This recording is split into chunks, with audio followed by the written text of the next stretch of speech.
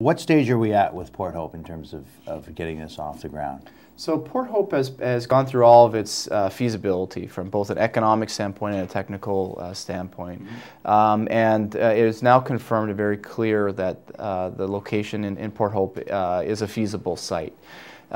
We are now entering into the detailed engineering and the permitting phase.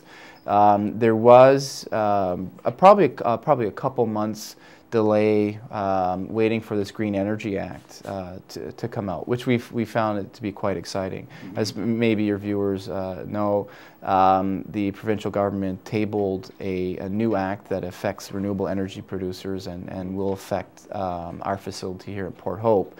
We wanted to see what it said. We knew it was going to say good things, which it did. We were actually quite thrilled to see that the government is even improving the scenario here for developers. But to be prudent, we did want to see what that said before we went forward. Now that's been tabled now, I guess 2 weeks ago now, and so we're pressing ahead now and moving into permitting. It could take about 6 months to complete the permitting. We certainly would like to see a break ground in 2009. That was my next question. When will we see shovels in the ground? So. We're aiming for shovels in the ground 2009.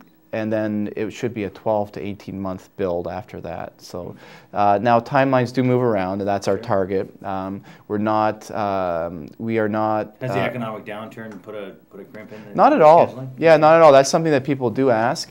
But there's a couple things going on there. First, we have financed the seed period already, so that wasn't affected.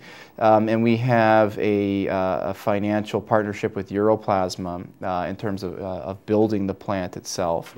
The green energy sector has actually seen an influx of money. There has been some projects that have been on hold here and there, but in general, this is seen as a sector that development is still going forward. That's for a couple of reasons.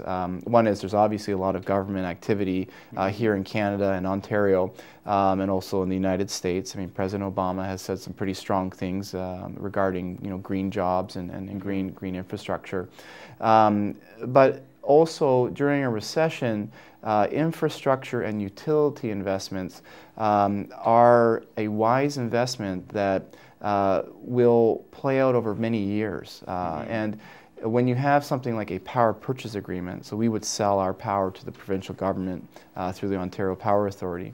But even in jurisdictions where you're selling that power to a large energy company, that is a contract that is a very financeable document. So we're not, say, affected by what's going on in the retail sector and so on. This is, sales of electricity. The pricing has been positively affected because of government, government policy, but it's a long-term revenue that's quite certain. So we have seen, if anything, we have seen more calls from investment bankers and some of the banks that we're sort of in regular contact with, asking about that project, asking about other projects, because while they're retracting out of other sectors, they still have to place these funds, and they'd like to place it into green energy. Yeah. And it's good news for people who want to think a little more environmentally and a little more ethically when they're talking about their investments, which is big news now. And in the media, they're always talking about where should I put my money now? And this is the type of direction that people are being told to move their money to. So that's a wonderful thing. Last question. We got about a minute and a half left, but we're going to ask you about tipping fees and things of that nature. How does that generally work with the municipalities? Well, we do take tipping fees. It's true. We get paid to take in the waste. But there's a couple of things to understand the way that Sunbay is oriented. The first is we are not ourselves a waste hauler, so that's not a part of the market that we're operating in. So in the case of Port Hope, we are partners with Turtle Island Recycling, who is a waste hauler. So it's that company that would go around and interact with municipalities, a lot of private clients and so on as well, and it's really them that we have this contract with, and they do pay us a tipping fee. The other thing to kind of understand is that we see ourselves as a power plant. So we generate our revenue really from the sale of electricity. The fees, the tipping fees, are important and significant, but not as significant as the power price. So how we've sort of oriented ourselves is that we know that the waste is currently being managed by other ways, and we will match those pricing or lower it. The one thing that we do bring that is different than others is long-term certainty. Because our power purchase pricing is known for 20 years, and because our operating costs are known for 20 years, when we say the tipping fee is X or Y or Z, and we guarantee that for 20 years, that is believable. It's quite credible because nothing's changing in our economics. When a landfill says that, or other types of processing say that, well, you have to look at the horizon. How long are they going to be open for? Is this landfill going to be open for 5 years or 7 years and so on? Are they going to change their pricing if other parts of their market change? And that's not the scenario we're in. So what we do is we do interact with municipalities.